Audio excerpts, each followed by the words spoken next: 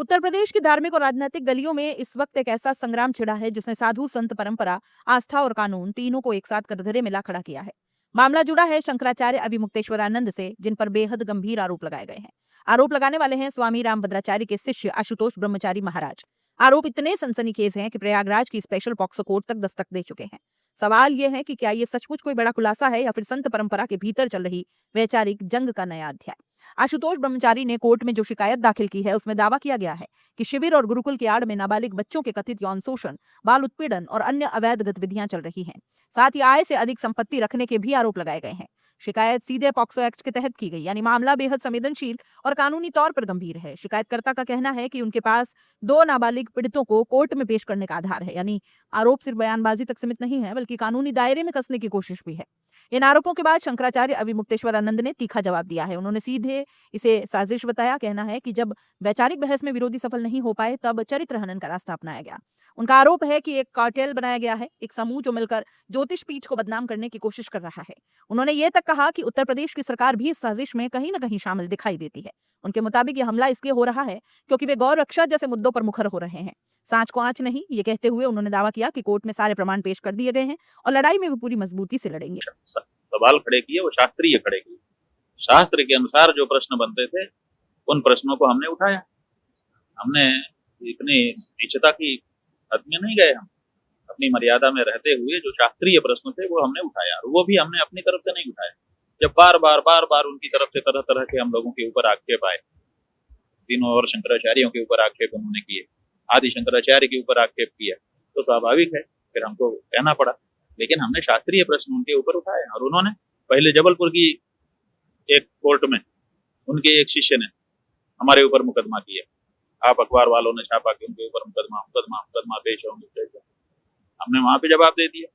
जब उन लोगों ने देखा कि यहाँ पर इनको नहीं फंसा सके तो अब यहाँ आकर के फंसा रहे, तो ये उन्होंने धंधा ही बना लिया कि इनको किसी तरह से फंसाना है। तो ये एक बड़ा कार्टेल, अंग्रेजी में कार्टेल शब्द है, जिससे समझ में आता है कि दूषित मानसिकता से एक समूह का निर्माण करना, एक ग्रुप बनाना और फिर मिल करके प्रहार करना।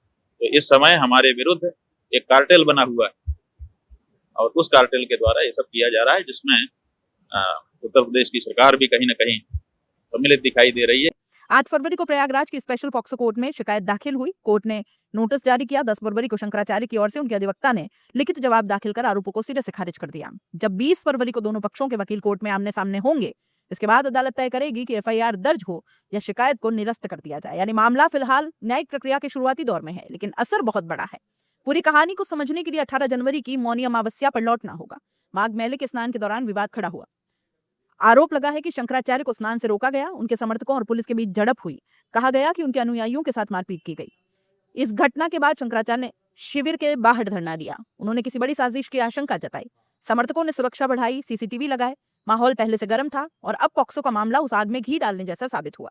ये विवाद सिर्फ कानूनी नहीं, वैचारिक भी है। शंकराचार्य अभिमुक्तेश्वरानंद और स्वामी रामभद्राचार्य के बीच पिछले कुछ समय से वैचारिक मतभेद खुलकर सामने आए हैं। शास्त्रीय प्रश्न, सार्वजनिक बयान, मीडिया से बहस, इन सब ने पहले ही माहौल को तनावपूर्ण बना दिया। शंकराचार्य का कहना है कि उन्होंने सिर्फ शास्त्रीय प्रश्न उठाए। उनका दावा है कि पहले जबलपुर की एक अदालत में भी उनके खिलाफ मुकदमा दर्ज कराया गया, लेकिन वे वहां जवाब दे चुके हैं। अब प्रयागराज में नया मोर्चा खोला गया है। जब धार्मिक विवाद अदालत तक पहुंचता है और उसमें राज्य सरकार का नाम सामने आने लगता है तो मामला सिर्फ आध्यात्मिक नहीं रह जाता। शंकराचार्य ने संकेत दिया कि गौरक्षा जैसे मुद्दों पर उनकी आवाज सरकार को पसंद नहीं आ रही। यह आरोप कितना ठोस है और कितना राजनीतिक बयान, ये अदालत और समय तय करेगा। लेकिन इतना तय है कि ये मामला सिर्फ दो संतों के बीच की तनातनी नहीं रहा, बल्कि व्यापक राजनीतिक अर्थ भी लेने लगा है। पॉक्सो एक्ट बेहद सख्त कानून है। यदि प्रथम दृष्टया आरोप सही पाए गए तो एफआईआर दर्ज होना तय है और जांच एजेंसियां सक्रिय होंगी। वहीं अगर शिकायत में पर्याप्त आधार नहीं मिला तो मामला निरस्त भी हो सकता है। शंकराचार्य की ओर से धारा 22 का हवाला दिया गया है, जिसमें दुर्भावनापूर्ण आरोप लगाने पर शिकायतकर्ता के खिलाफ कार्रवाई का भी प्रावधान है। यानी दाव दोनों तरफ से बहुत ऊंचा है। एक तरफ यौन शोषण जैसे गंभीर आरोप और दूसरी तरफ झूठे आरोप लगाने का प्रत्यारोप। 20 फरवरी की सुनवाई निर्णायक दिशा तय करेगी। अदालत ये देखेगी कि क्या एफआईआर दर्ज करने का आधार बनता है या नहीं।